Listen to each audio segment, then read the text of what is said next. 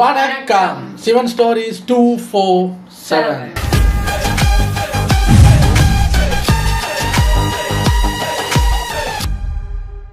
வாங்க போய் பார்க்கலாம். இது ஒரு 20 minutes வீடியோங்கிறதுனால டக்குன்னு பார்த்துட்டு போயிடலாம். போன பாட்டுல நம்ம சிவன் தேவியோட வீட்டுல போய் சாப்பிட்டுட்டு இருக்கிறத பார்த்தோம். சாப்பாடு இன்னும் கன்னியாயிட்டு தாங்க இருக்கு. சாப்பிட்டுட்டு இருக்கும்போது ஏதாவது பேசணும் இல்லையா, அந்த மாதிரிதான் நம்ம ஆளும் பேசுறாப்ல. ஆமா, இங்க சுத்தி பட்டத்துல எத்தனை கிராமம் இருக்கும் அப்படின்னு கேட்க, இங்க சுத்தி பத்தியும் ஒரு 7 கிராமம் இருக்கான், ஒரு 7 ஊர் இருக்கா. கொஞ்ச நாளைக்கு முன்னாடி இந்த ஊர் தலைவரை கொன்னுட்டாங்களா. ஊர் தலைவருக்கு ஒரு பையன் இருந்தானா. இப்ப அந்த பையன் எங்க இருக்கிறான், யாரு என்னன்னு யாருக்கும் தெரியலையா. பொதுவா ஒரு ஊர் தலைவர் இறந்துட்டாருன்னா அந்த தலைவரோட பையனை தான் மறுபடியும் தலைவராக்குவாங்களா. சோ அவரோட பையன் மறுபடியும் திரும்பி வந்தானா அவரை எங்களுக்கு தலைவராக்கிடுவோம்னு பயில்வான் எடுத்து சொல்லிட்டு இருக்காரு. சரி, இதெல்லாம் பொறுமையா கேட்டுக்கலாம். முதல்ல சாப்பிடுங்க மார்த்தாண்டரே அப்படின்னு அந்த அம்மா சொல்ல அவர் சிரிச்சுக்கிட்டே சரின்னு சொல்லிட்டு சாப்பிடுறாரு. அடுத்து நம்ம கங்கா, இன்னும் கொஞ்சம் சாப்பாடு சாப்பிடுறீங்களா அப்படின்னு சொல்ல, பக்கத்துல நம்ம தேவி சும்மா இருப்பாங்களா. விருந்தாளி மாதிரி நடத்தணும், சொந்த வீட்டுக்காரர் மாதிரி நடத்தக்கூடாது. வேலைக்காரிங்க எல்லாம் ஏதோ சேர்ந்து ராஜாவுக்கு பணிவிட பண்ற மாதிரி இல்ல ஓவரா நடத்திக்கிட்டு இருக்கீங்க.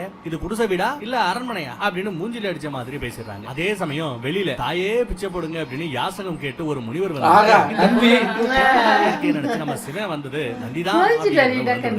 அப்ப நம்ம நந்தி மனசுக்குள்ளாவே, நான் என்ன பண்றது பிரபு, உங்களில் நானே ஏதாச்சும் பங்கு வைக்கணும் இல்லையா அப்படின்னு நினைச்சுட்டு யாசகம் பண்ணுங்க தாயே அப்படின்னு சத்தமா கேட்க, தேவியோட அம்மா போய் சாப்பாடு கொடு மகள்சா அப்படின்னு சொல்லி அனுப்புறாங்க. தேவியும் இலையில சாப்பாடு எடுத்துட்டு போக நம்ம மார்த்தாண்டர் கங்கா தேவி கிட்ட கண்ணாசச்சு ஏதோ சொல்ல அவங்களும் அங்க இருந்து போறாங்க. தேவி கையில சாப்பாடு கொண்டு வந்து அப்படியே நந்தி தேவர் கிட்ட ஒப்படைக்க, அவரும் சாப்பாடு வாங்கிக்கிட்டே அழுதுகிட்டே, உங்களோட ஆசீர்வாதம் கிடைச்சது என்னோட பாக்கியம் தாயே அப்படிங்கிற. ஆசீர்வாதமா அப்படின்னு தேவி கேட்டா, ஆமாமா, நீங்க எனக்கு போட்ட இந்த பிச்சையால பல ஜென்மமா எனக்கு இருந்த அந்த துன்பங்கள் எல்லாம் பறந்து போயிடுச்சு தாயே, உங்களுக்கு ரொம்ப நன்றின்னு சொல்லிட்டு நம்ம சிவனை பார்த்து ஒரு கும்பிட போட்டுட்டு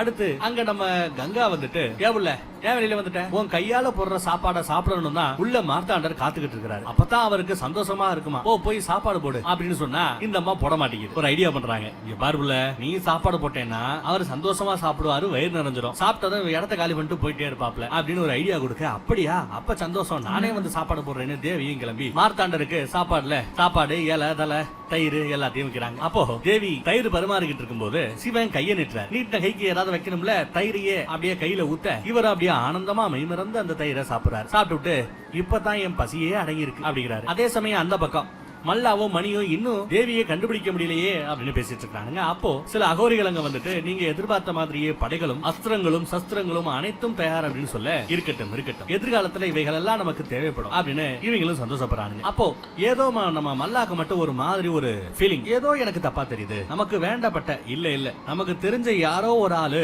நம்ம ஆட்டைய குலைக்கிற மாதிரி தெரியுது அப்படின்னு தன்னோட ஞான திருஷ்டியால அவரும் கூர்ந்து பாக்குறாரு. பார்த்து உணர்ந்து கண்டுபிடிச்சிட்டாரு. அகோரா தான் அது அப்படின்னு சொல்ல, இந்த பக்கம் மணி பயப்படுறான். ஆமா, அகோராவே தான். அவன் இங்க எங்கேயோ பக்கத்துல தான் இருக்கிறான். அவன் திரும்ப வந்துட்டான்னு மல்லா சொல்ல, ஐயோ இங்க எப்படி அவன் வந்தான் அப்படின்னு நம்ம மணி கேட்க, இங்க எப்படி அவன் வந்தான் அப்படிங்கறத தெரிஞ்சுக்கிறத விட எதுக்கு வந்தான் அப்படிங்கறத தெரிஞ்சுக்கணும், அதுதான் முக்கியங்கிற அண்ணன். கட் பண்ணா நம்ம தேவி பயங்கரமான வால் பயிற்சி எடுத்துக்கிட்டு இருக்க, அங்க நம்ம மார்த்தாண்டர் வராரு. அவரை பார்த்த உடனேயே கோவத்துல வாளை அவரோட கழுத்துல வச்சுட்டு, இந்த முறை உன்னை யாரும் காப்பாத்த முடியாது அப்படின்னு சொல்ல, சிவனோ சிரிச்சுட்டே, போன தடவை யார காப்பாத்துறாங்கன்னு உனக்கு தெரியும் தானே, கையில ஆயுதமே இல்லாம ஒரு நிராயுத பாணியா இருந்துட்டு உன்னை ரொம்ப ஈஸியா டேக்கிள் பண்ணி உன் கையை பிடிச்சு தடுத்தது உனக்கு ஞாபகம் இருக்குல்ல, நான் எப்பேற்பட்ட வீரன்னு உனக்கு அப்பயே தெரிஞ்சிருக்கணும். நான் நினைச்சேன்னா உன்னை யுத்த கலையில ஒரு நிபுணரா என்னால மாத்த முடியும்னு இவர் சொல்றாரு. ஆனா அந்த அம்மாவோ, போன தடவை என் கவனம் சிதறி போச்சு, ஆனா இந்த முறை இருக்காது அப்படின்னு சொல்லிட்டு ஒரு வாளை எடுத்து மார்த்தாண்டருக்கு தந்துட்டு, வாங்க சண்டை போடலான்னு வாளை ஓங்க, அசால்ட்டா நம்ம மார்த்தாண்டரும் அந்த வாளை தடுக்க, எவ்வளவு தடவை முயற்சி பண்ணியுமே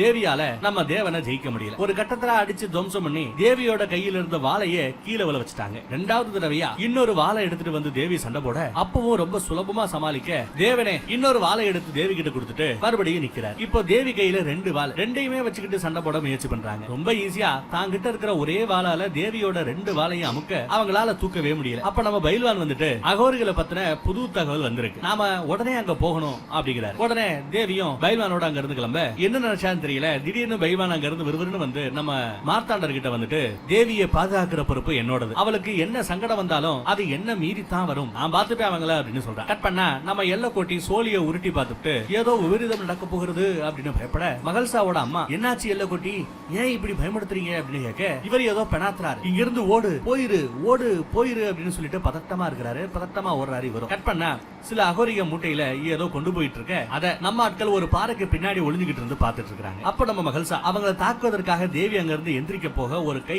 தேவியோட கையை பிடிக்குது. திரும்பி பார்த்தா வேற யாரு, நம்ம தேவன் தான். நீயா மறுபடியுமா அப்படின்னு கேக்குறாங்க. இப்போ அவசரப்படாத, அவங்க மூட்டையில ஏதோ பொருட்கள் எடுத்துட்டு போறானுங்க, அதை கொண்டு போக விடணும் அப்படிங்கிறாரு. இல்ல நாம அப்படி பண்ணக்கூடாது, அவங்க மேல உடனே தாக்குதல் நடத்தி அவங்களை கொல்லணுங்கிறாரு பயில்வான். அவசரப்படாதீங்க, ஒரு கால் இப்ப இவங்களை நீங்க கொன்னுட்டீங்கன்னா அப்புறம் இந்த பொருட்களை எல்லாத்தையும் தானியங்கள் எல்லாத்தையும் எங்க கொண்டு போய் மல்லாவும் மணியும் அடைச்சு வைக்கிறானுங்க, எங்க சேர்த்து வைக்கிறாங்க, தானிய கிடங்கு எங்க, களஞ்சியம் எங்க, இது எல்லாமே நமக்கு தெரியாம போயிடும். சோ இவங்களை நாம கொல்றதை விட அவங்கள ஃபாலோ பண்ணிட்டு போறதுதான் ஒரு நல்ல ஐடியாவா இருக்கும்னு நம்ம மார்த்தாண்டர் சொல்ல அவங்களும் அதை புரிஞ்சுக்கிறாங்க. அடுத்து நம்ம ஜீவன் சொன்ன மாதிரியே அந்த இடத்தை கண்டுபிடிச்ச பிறகு அங்க இருக்கிறவங்க மேல தாக்குதல் நடத்துறாங்க. அதே சமயம் அந்த பக்கம் மல்லாக்கு இன்ஃபர்மேஷன் வருது, யாரோ நம்மளோட பொருள் கிடங்கு இருக்கிற அந்த குகையை ஆக்கிரமிப்பு பண்றாங்க அப்படின்னு அந்த நியூஸ் வந்து உடனே அங்க போகணுங்கிற. இல்ல இந்த சின்ன விஷயத்துக்கு நீங்க இருக்கு, நாங்க போறோம் அப்படின்னு ஒரு அடியால் வந்து சொல்ல, சரி எதுக்கும் ஒரு ராட்சசனையும் கூட கூட்டிட்டு அங்க சீக்கிரம் போ அப்படின்னு விரட்டுறாமல்ல. மத்தவங்க எல்லாம் உள்ள சண்டை போட்டுட்டு இருக்க நம்ம மார்த்தாண்டர் மட்டும் குகைக்கு வெளியில வந்துட்டு அந்த அடியால் கூட்டிட்டு வந்த அந்த ராட்சசன் கூட சண்டை போடுறாரு. தான் கையால ஒரு சக்தியை வர வச்சு அந்த பணமரம்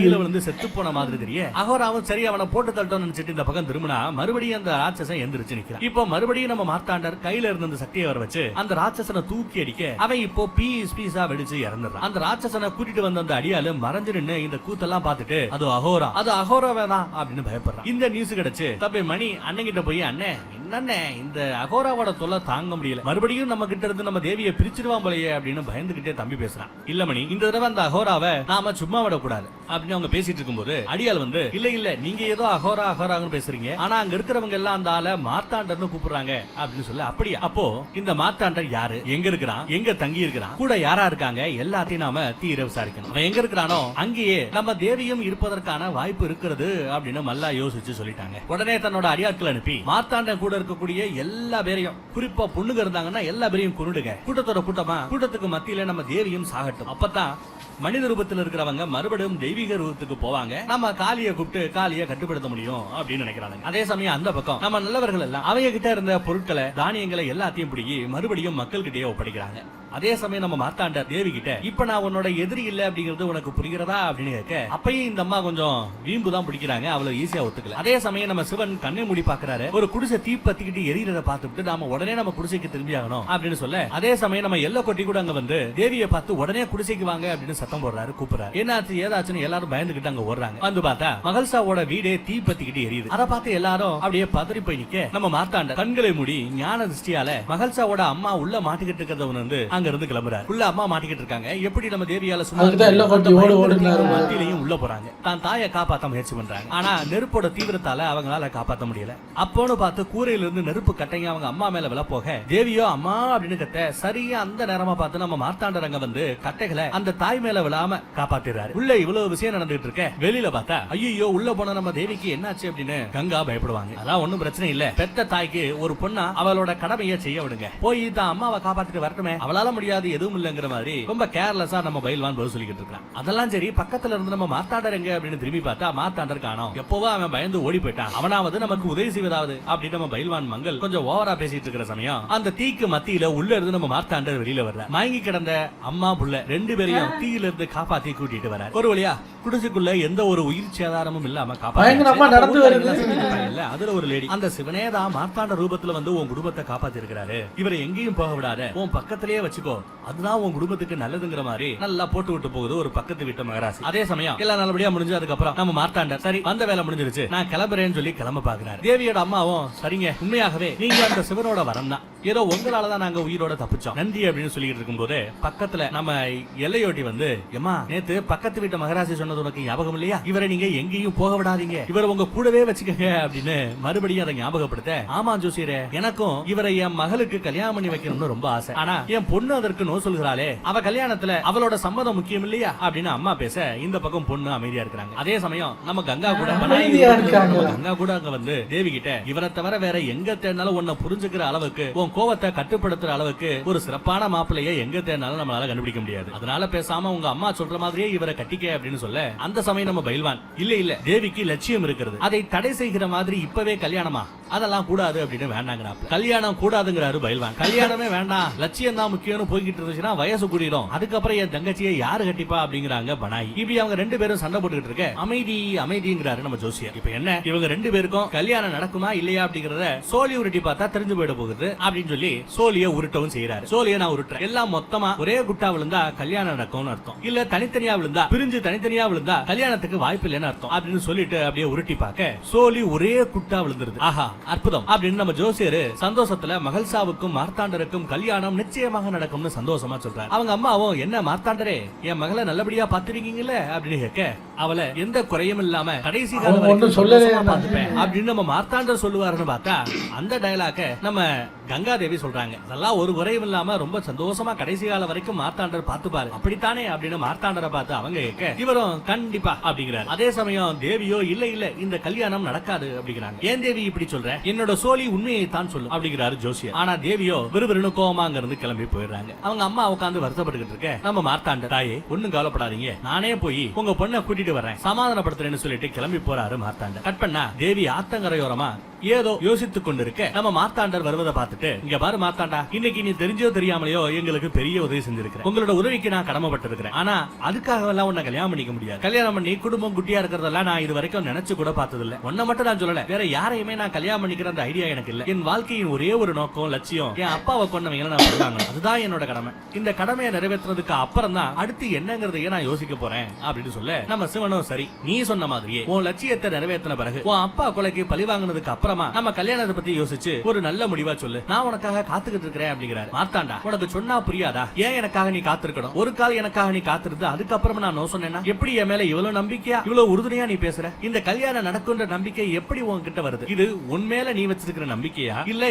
என் மேல நீ வச்சிருக்கிற நம்பிக்கையா அப்படின்னு கேட்க, மார்த்தாண்டரோ எனக்கு அவளோட காதல் மேல இருக்கிற நம்பிக்கை, அவள் தன் காதலுக்காக பல வருஷங்களா கடுமையா தவம் பண்ணா, தவத்தோட தான் காதலை அடைவதற்காக காத்துக்கிட்டு இருந்தா, என்னோட நம்பிக்கை அவகிட்ட இருந்து தான் கிடைச்சது அப்படின்னு பார்வதி தேவியோட கதைய இந்த மனித பிறவி கிட்ட எடுத்து சொல்லிக்கிட்டு இருக்கிறாரு நம்ம சிவன். பார்வதி தேவியின் கதைய புதுசா கேக்குறாங்க நம்ம மகள்சா. அப்புறம் அடுத்து என்னாச்சு அப்படின்னு இன்னும் ஆவலோட அடுத்து என்ன நடந்தது அப்படிங்கறத கேட்க உட்கார்ந்துட்டாங்க. பார்வதியின் காதல் நிறைவேறியதா, தன்னோட காதலனோட பார்வதி ஒண்ணு சேர்ந்தாங்களா அப்படின்னு கேள்வி கேட்க, அதற்கு மார்த்தாண்டரோ இந்த அகில உலகத்தின் மீது சாட்சியாக அவங்க ஒன்னா சேர்ந்தாங்க, ஒன்னாதான் இருக்கிறாங்க, இனியும் ஒன்னாதான் இருப்பாங்கன்னு நம்ம சிவன் அப்படியே தான் கைய தேவி முன்னாடி நிற்றாரு. நம்ம மகள்சா தேவியும் சிவன் சொன்ன பார்வதியோட அந்த காதல் ஸ்டோரியை கேட்டு அப்படியே மெய்மறந்து சிவனோட கண்களையே பாக்குறாங்க. கட் பண்ணா குடிசைக்கு தீ வச்சுட்டு பார்வதி தேவியோட மனித ரூபத்தை கொல்ல திட்டம் போட்டது யாரு, நம்ம மல்லாவும் மணியும். குடிசையை கொளுத்தி விட்டு அப்புறம் குகையில போய் உட்கார்ந்து காளி மாதா திரும்ப வருகிற மாதிரி எந்த உணர்வும் ஏற்படாம, அப்படின்னா என்ன அர்த்தம், மாதாவோட மனித ரூபம் இன்னும் உயிரோட தான் இருக்குது,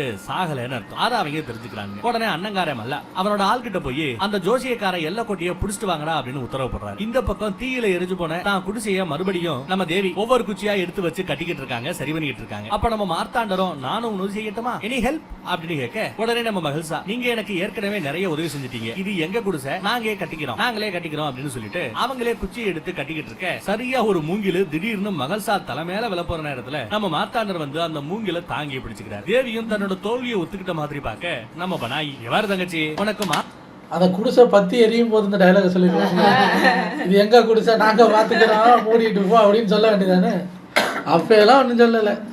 மார்த்தாண்டரோட உதவி கண்டிப்பாக தேவை அப்படின்னு அடிச்சு சொல்ல, அடுத்து நம்ம மார்த்தாண்டர் தனியா ஒரே ஆளா முக்காவாசி குடிசையை கட்டுற வேலையை முடிச்சிடறாரு. முதல்லயே இவர்கிட்ட உதவி கேட்டிருந்தா இந்நேரத்துக்கு முழு குடிசையுமே கட்டியிருக்கலாம் அப்படின்னு நம்ம பனாயி சொல்ல, சிவன் சிரிக்கிறாரு. மெதுவா தேவிக்கு மட்டும் கேட்கிற மாதிரி, மகள்சா உன்னையும் சரி உங்க அம்மாவையும் சரி காப்பாத்துனது இந்த ஆள் தான், இவர்கிட்ட போய் இப்படி எரிஞ்சிருந்து விழுகிற, இப்படி மூர்க்கத்தனமா நடந்துக்கிற, இதெல்லாம் தப்பு இல்ல, ஒழுங்கா போய் அவர்கிட்ட மன்னிப்பு கேளு அப்படிங்கிறாங்க கங்கா. எல்லாரும் முன்னாடியும் மன்னிப்பு கேட்கணும்னு அவசியம் இல்ல. யார் சொல்றா, நம்ம தேவி சொல்றாங்க. எல்லாரும் முன்னாடி நான் இவர்கிட்ட மன்னிப்பு கேட்கணும்னு எனக்கு ஒன்னும் அவசியம் இல்ல, எனக்கு எப்போ மன்னிப்பு கேட்கணும்னு தோணுதோ அப்ப நான் மன்னிப்பு கேட்டுக்கிறேன் அப்படின்னு மகள்சா கொஞ்சம் ஈகோவோட தான் சொல்றாங்க. அதையும் கண்டு நம்ம மார்த்தாண்டர் சிரிக்கத்தான் செய்கிறார். உடனே தேவியும், யாரு நம்ம கங்கா தேவியோ, அப்படியா சரி அப்ப நான் கிளம்புறேன், நீங்க ரெண்டு பேரும் தனிமையில என்னத்தையோ பேசிக்கிங்க அப்படின்னு சொல்லிட்டு பனாயி ரூபத்துல இருக்கிற கங்கா தேவியும் சொல்லிட்டு போயிடுறாங்க. போகாத பனாயி, பனாயி நில்லு, நான் இப்பவே மன்னிப்பு கேட்கணும்னு ஒன்னும் சொல்லலையே அப்படின்ட்டு எவ்வளவோ கத்தி பாப்பாங்க தேவி. ஆனா சொல்ல கேட்காம பனாயி அங்க இருந்து போயிடுறாங்க. அடுத்து இவங்க ரெண்டு பேர் மட்டும் இங்க தனிமையா இருக்க, நம்ம தேவி மனசுக்குள்ளாகவே நான் என் வாழ்நாள்ல இது வரைக்கும் யாருக்கு யார்கிட்டயும் மன்னிப்புன்னு ஒண்ணு கேட்டதே இல்லையே, இப்பதான் முதல் தடவை கேட்க போறோம்,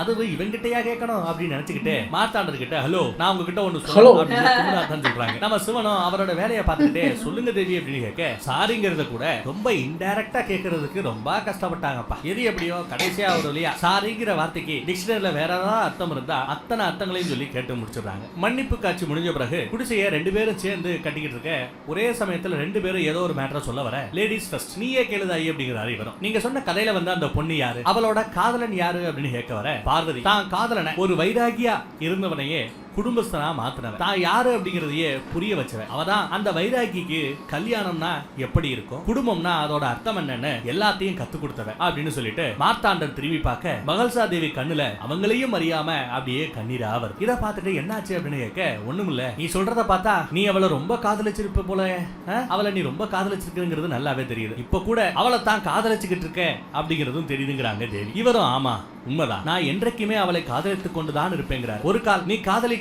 அந்த பார்வதியே வந்து என்ன கல்யாணம் பண்ணிக்கங்க அப்படின்னு உங்ககிட்ட வந்து கேட்டா என்ன பண்ணுவ அப்படின்னு நம்ம மகள்சா தேவி கேட்க பார்வதி வந்து கேட்கறது இருக்கட்டும், மகள்சாவாகிய நீ என்ன கல்யாணம் பண்ணிக்கணும்னு ஆசைப்படுறியா அப்படின்னு மார்த்தாண்டர் இப்போ இவளை பார்த்து கேள்வி கேட்க மகள்சாவோ மௌனமாக இருக்கிறாங்க. அதே சமயம் அந்த பக்கம் மல்லாவும் மணியும் ஜோசியரை திட்டு வந்துட்டாங்க. காளிய மறுபடியும் நாங்க பாப்போமா வருவாங்களா அப்படின்னு கேட்க அவரும் சோழியை உருட்டி பார்த்துட்டு வருவாங்க, உங்களுக்கு முக்தி தருவாங்கன்னு ஜோசியக்காரர் சொல்லிடுறாப்ல. மணியும் ரொம்ப சந்தோஷமா மாதா மாதா மாதா உங்களோட காட்சியை மறுபடியும் நாங்க பார்க்க போறோமா, உங்க தரிசனத்துக்காக நாங்க காத்துக்கிட்டு இருக்கோம் அப்படிங்கிறான். நம்ம ஜோசியக்காரனும் முக்தி முக்தி முக்தின்னு முக்தியை ஞாபகப்படுத்துறார். வர்றவங்க காட்சியை மட்டும் கொடுக்க போறதுலடா உங்களுக்கு முக்தியையும் கொடுக்க போறாங்கிறார். அடுத்து மல்ல நம்ம ஜோசியக்காரனை பிடிச்சு தேவியோட மனித ரூபத்தை இப்ப கொன்னா அதுக்கப்புறம் தான் அவங்க மனித ரூபம் இறந்த பிறகு அவங்களுக்கு முக்தி கிடைச்ச பிறகு காளியா எங்களுக்கு மறுபடியும் கிடைப்பாங்க. இப்போ மாதாவோட மனித ரூபம் எங்க இருக்கிறது, அது உனக்கு மட்டும் தான் தெரியும், ஒழுங்கா சொல்லு உண்மையை சொல்லு அப்படின்னு அவங்க மிரட்டி கேட்கறாங்க. அவரோ அதெல்லாம் சொல்ல முடியாது, உங்களால என்ன பண்ண முடியுமோ பண்ணிக்கங்க, ஏன் உங்க பக்தி மேல உங்களுக்கு நம்பிக்கை இல்லையா, உங்க பக்தியை வச்சு மாதாவை நீங்க மறுபடியும் வர வைக்கலாம் இல்லையா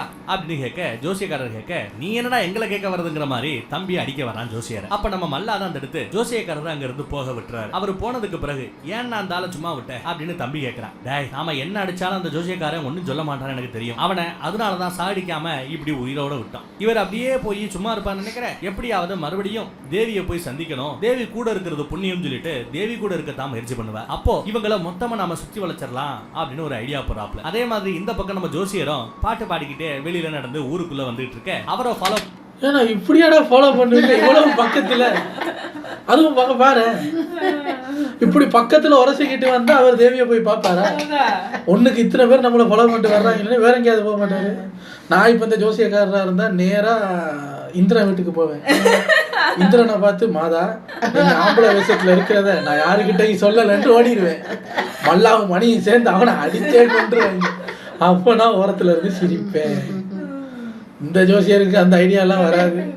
பண்றதுக்காக பின்னாடியே அகோரிகளையும் அனுப்பி வச்சிருக்கிறான் மல்லா. இதை தெரிஞ்சுக்கிட்ட நம்ம ஜோசியர் ஃபாலோ பண்றீங்க, இப்ப எப்படா ஃபாலோ பண்ணுவீங்க அப்படின்னு யோசிச்சு மரத்தடியில போய் தூங்குற மாதிரி நடிக்கிறாரு. அவருக்கு பின்னாடி வந்த அகோரிகள் எல்லாம் இந்த பையன் இப்படி திடீர்னு தூங்கிட்டானே, சரி தூங்கி இவ எந்திரிச்சு வர லேட் ஆகும், கொஞ்ச நேரம் கழிச்சு வரலாம் அப்படின்னு முடிவு பண்ணிட்டு அங்க இருந்து போறானுங்க. ஜோசியரோட பிளான் சக்சஸ் அப்படிங்கிற மாதிரி சிரிக்கிறாப்ல. இந்த பக்கம் நம்ம ஜோசியர் எல்ல கொட்டி எங்க, அவரை பார்த்தே ரொம்ப நேரம் ஆச்சே அப்படிங்கிற மாதிரி நம்ம மகள்சா தேவி கேக்குறாங்க. பக்கத்துல இருந்த நம்ம கங்கா கூட ஆமால காணல, நேத்து ராத்திரில இருந்து அவரை காணோம், அவரை கூட்டிட்டு வரதான் நம்ம பைல்வானோ கிளம்பி போயிருக்கிறாப்ல, எப்படியும் ஜோசியரை பார்த்து கூட்டு வந்துருவாரு அப்படின்னு பைல்வானோ ரொம்ப நம்பி பேசிட்டு இருக்காங்க. ஆனா நம்ம தேவி அது வர காத்திருக்காம அவங்களே தேடணும்னு முடிவு பண்ணி களத்துல இறங்குறாங்க. மகள்சா தேவி இவரை தேடி வந்ததுல இங்க வந்து பார்த்தா ஜோசியர் நல்லா தூங்கிட்டு இருக்காரு. ஏதோ தூங்குற மாதிரி நடிக்கணும்னு நினைச்சிட்டு இருந்தவர் உண்மையாகவே தூங்கி போயிட்டாரு. எல்ல கொட்டி அப்படின்னு அவரை எழுப்பி உங்களை எங்கெல்லாம் தேடுறது, எல்லாரும் உங்களுக்காக வெயிட்டிங் அப்படின்னு சொல்ல அதுக்கப்புறம் ஜோசியர் எந்திரிச்சு தன்னை அவங்க கடத்திட்டு போன மேட்டர் எல்லாத்தையும் எடுத்து சொல்றாரு. மகள்சாவுக்கு கோவம் வருது. அப்படின்னா அந்த மல்லா மணி இருக்கிற இடம் ஜோசியரான உங்களுக்கு தெரியும் தானே, எனக்கு சொல்லுங்க அவனுங்க எங்க இருக்கிறாங்கன்னு தேவி கோமா கேட்க இல்ல இப்ப அவசரப்படாதீங்க, எதுக்குமே சரியான நேரம் வரும்போதுதான் செய்யணும் அப்படின்னு நம்ம ஜோசியர் சொல்லி இருக்க அவங்களும் முடியாதுங்கிறாங்க. அவங்க 2 பேரும் எங்க இருக்காங்க சொல்லுங்க அப்படின்னு இவங்க எவ்வளவோ கேக்குறாங்க, பட் ஜோசியர் சொல்ல மாட்டேங்கிறாரு. இப்ப நீங்க மட்டும் அந்த உண்மையை சொல்லல, உங்களோட மௌனம் என் அப்பாவின் இறப்புக்கு சமம் அப்படிங்கிற மாதிரி சென்டிமெண்டா பேச இல்லதாயே இல்ல, அவங்க உங்க மேல தாக்குதல் தொடுக்க உங்களை கொலை பண்ண தயாராக இருக்கிறானுங்க அப்படின்னு ஜோசியர் சொல்லி பாக்குறாரு. ஜோசியரே ஒழுங்கா நீங்க இந்த இடத்தை சொல்றீங்களா இல்ல நானே தேடி போய் கண்டுபிடிச்சுக்கிட்டுமா அப்படின்னு பிளாக்மெயில் பண்ண கடைசியா அவரும் வேற வழி இல்லாம அவங்க 2 பேரும் பக்கத்துல இருக்கிற ஒரு குகையில தான் இருக்கிறானுங்க அப்படின்னு அந்த வழியையும் காட்டிடுறாரு ஜோசியர். இதை நம்ம மார்த்தாண்டரும் தன்னோட ஞானத்தால தெரிஞ்சுக்கிறாரு. அடுத்து தேவி கோவமா குதிரையில அப்படியே அந்த குகையை நோக்கி வந்துகிட்டு இருக்காங்க. எல்லக்கொட்டியை ஃபாலோ பண்ண அந்த அகோரிக மகள்சாவை பார்த்துட்டு உடனே போய் இந்த விஷயத்தை மல்லா மணி கிட்ட சொல்லணும்னு அங்க இருந்து கிளம்புறானுங்க. அதுக்குள்ள குகையில அந்த 2 பேரும் மாதாவோட மனித ரூபத்தை பத்தி கூடிய சீக்கிரமே தெரிஞ்சிடும். அதுக்கப்புறம் எல்லாம் நம்ம திட்டப்படி தான் நடக்கும். நம்மளோட பிளான்ல உங்களுக்கு ஏதாவது சந்தேகம் இருக்கா அப்படின்னு தன்னோட ஆட்கள் கிட்ட டவுட் கிளியர் பண்ணிக்கிட்டு இருக்கிறான் மல்லா. அங்க நம்ம மார்த்தாண்டர் வந்துடுறாரு. மார்த்தாண்டர்ங்கிற அகோராவை மறுபடியும் பார்த்துட்டு ஐயோ அண்ணா என்ன காப்பாத்துங்க, நம்மள போட்டு தள்ளுறதுக்காக மறுபடியும் அகோரா வந்துட்டான் கத்துறான். தம்பி பயப்படாதரா தம்பி, அண்ணன் நான் இருக்கிறேங்கிறான் அவன். ஆனா வந்த அகோராவோ நீங்க செஞ்ச அந்த தப்பையெல்லாம் உணர்ந்து திருந்திருப்பீங்கன்னு நினைச்சேன். ஆனா இல்ல, இதுவரை நீங்க செஞ்ச இந்த தப்புக்கெல்லாம் தண்டனை உங்களுக்கு நிச்சயமாக கிடைக்கும். இப்ப உங்களை நான் எதுவும் செய்யல, கடைசியா நம்ம ஒரு தடவை சந்திப்போம், அப்ப இருக்கடா உங்களுக்கு எச்சரிக்கையை மட்டும் கொடுத்துட்டு இவர் கிளம்ப அந்த இடமே கப்பு வச்சு புனருக்கு. மார்த்தாண்டர் போனதுக்கு பிறகு காளி சிலை கிட்ட மணி, தாயே இப்போ மார்த்தாண்டரா அந்த அகோரே வந்திருக்கிறான், அவன் மட்டும் மறுபடியும் மாதாவை என்கிட்ட இருந்து பிரிச்சுட்டா நான் அந்த நிமிஷமே என் உசுரை விட்டுருவேன், செத்து போயிடுவேன் அப்படின்னு புலம்ப அவனோட அண்ணன் மல்லா, டே உன் அண்ணனா அப்படி எல்லாம் விட்டுருவா, என் மேல நம்பிக்கை விடா அப்படின்னு சொல்லிக்கிட்டு இருக்கும்போது ஒருத்த வந்து காளி தேவியோட மானிட ரூபமான மகள்சா இங்க வந்துகிட்டு இருக்கிற அந்த மேட்டரை சொல்ல மல்லாவும் அவரோட ஞான திருஷ்டியில இதையெல்லாம் பார்த்துட்டு ஆமா நீ சொல்றது உண்மைதான், நான் போட்டு வச்ச அந்த 7 கோடுகளையும் தாண்டி வராங்க, எதுக்காக இத்தனை வருஷமா எந்திரத்தை உருவாக்குனேனோ அதுக்கு சக்தி கொடுக்க வந்துகிட்டு இருக்காங்க, இனி பாரு என்ன நடக்க போகிறதுன்னு இனி பாரு அப்படின்னு திமிரா பேசுறான். அந்த அகோரா நமக்கே வந்து சவால் விட்டுட்டு போனான்ல, இப்ப நாம தான் ஜெயிக்க போறோம் அப்படிங்கிறான். அப்புறம் ஒரு வட்டத்தை வரைஞ்சு எப்படியாச்சும் மாதாவை இதுக்குள்ள கொண்டு வந்துடணும், என்னோட எந்திர தந்திர சக்திகளால உள்ள வந்த தேவி இதை விட்டுட்டு வெளியில வராத மாதிரி பண்ணிடுவேன், அதுக்கப்புறம் மாதாவுக்கு முக்தி கொடுத்துருவேன். அந்த அகோராவை என்ன பண்றது அப்படின்னு அந்த சமயம் நம்ம தம்பி மணி டவுட் கேட்க அவனை பத்தி கவலைப்பட தேவையில்லை, நான் பாத்துக்கிறேங்கிறான் மல்லா ரொம்ப தைரியமா சொல்றான். இங்க கட் பண்ணா குகைக்கு போற வழியில நம்ம மார்த்தாண்ட மகள்சாவோட முன்னாடி வந்து நிக்க நம்ம தேவியும் முறைச்சுக்கிட்டே அவர்கிட்ட நான் எங்க அப்பாவை கொன்னவங்களை பழி வாங்க போறேன், நான் அங்க தனியா தான் போகணும், அவங்களை கொல்றது என்னோட அதிகாரம், ஒரு கால் நான் உங்ககிட்ட உதவி கேட்டேன்னா வாழ்க்கை முழுக்க உங்ககிட்ட உதவி கேட்டதுக்காக நான் வருத்தப்பட வேண்டி இருக்கும், தயவு செய்து விலகி போ, என் கடமை நான் பாத்துக்கிறேங்கிறாங்க தேவி. மார்த்தாண்டரும் சரி உங்களை நான் தடுக்க விரும்பல, நீங்க தாராளமாக போகலாம், ஒரு கால் உங்களுக்கு என்னோட உதவி தேவைப்பட்டதுன்னா என்ன ஒரு நொடி நீங்க நினைச்சாலே போதும் நான் வந்துருவேன் அப்படிங்கிறாரு மார்த்தாண்டர். சொல்லி வழியும் விட்டுற மகள்சா அங்க இருந்து கிளம்பி போறாங்க. இந்த பக்கம் குகையிலையோ என் தாய் என் செல்லம் வாங்க வாங்க வாங்க வாங்க, உங்களோட இந்த மனுஷ வாழ்க்கைக்கு முக்தி கொடுத்து உங்களை மறுபடியும் தெய்வீக பிறவியாக்க போறோம், காலியாக்க போறோம் அப்படின்னு மல்லாவும் மணியும் திட்டம் போட்டு இருக்கிறதோட இந்த எபிசோடு இந்த இடத்துல முடிகிறது. மீதி கதையை அடுத்த எபிசோட்ல பார்ப்போம், காத்துருங்க. ஒவ்வொரு எபிசோட்லயும் சொல்றது எவ்வளவு ட்ரிக்ஸா சுத்துறாங்க பாருங்க. மல்லா மணி அது இது கேரளாக்கு போய் மொத்த ஆல் இந்தியா டூர் போயிட்டு தான் வருவாங்க. ஸ்ரீலங்காலாம் போய் வந்தாங்க. நாங்க உண்மை சொல்லணும்ல, அது